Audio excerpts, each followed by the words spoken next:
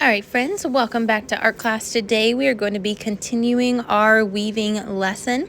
You're going to be getting your looms back, and we're going to be doing that same pattern to fill up our entire loom with our weft thread.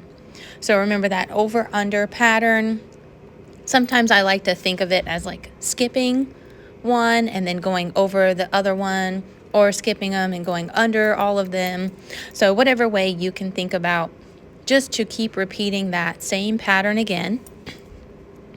To tie on an extra piece of string, I will have them in the middle, and then we're going to do that square knot. So it's just like tying your shoe. You cross the laces and then you pull, and then you do that again, you cross them, and then that's your double knot, that's your square knot.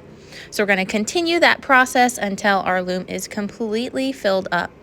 Once your loom is full, then we are going to be flipping our loom over to the back side, and we are going to be cutting it away straight across. So you're going to get some scissors, and you're going to go under all of the white strings in the back, and you're going to cut them loose. Now this part is kind of tricky because we need to carefully and gently pull the white strings out from the loom.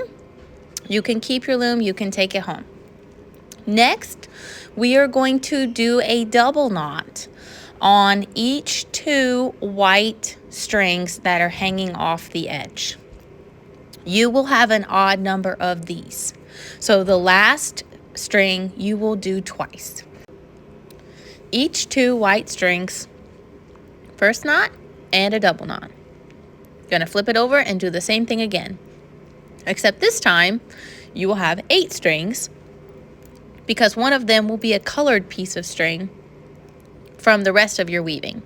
So this time you don't have to do another one twice, because you'll have an equal number of strings.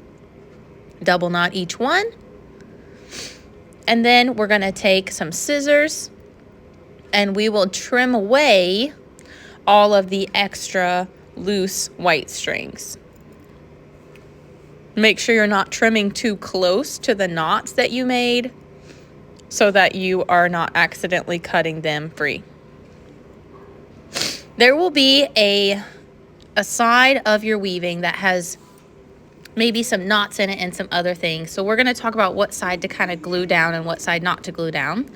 Then we're going to be getting some scrap pieces of paper. This is where we're going to start collaging. You're going to get a 6 by 8 piece of paper for our collage, and then you're going to be getting smaller pieces of paper. These pieces of paper you will need to cut and trim down to make them smaller each time. So you're going to measure and cut and make each one smaller so that they fit in each other, so that you can see the 3 different layers of collage paper. Then you're going to find the cat or dog picture that you like. You're going to trim it completely out and align that up with yours as well. See how your blanket fits. And like I said, there will be a good side of your weaving, and then like more of like a naughtier side. So you want to make sure you add glue to the maybe not so good side.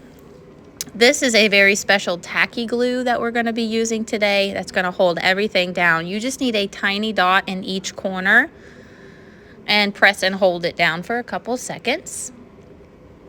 This collage paper is a little bit thicker, so we want to make sure it stays down as well as our weaving. Couple dots, press and hold it. And then we're going to add a nice sized dollop of glue in each corner, maybe one in the middle as well. Flip it over and press and hold it down. You should be able to take this home with you today, but just try not to like push it in your backpack or crinkle it. It should dry on its own if it stays flat. And make sure your name's at the bottom.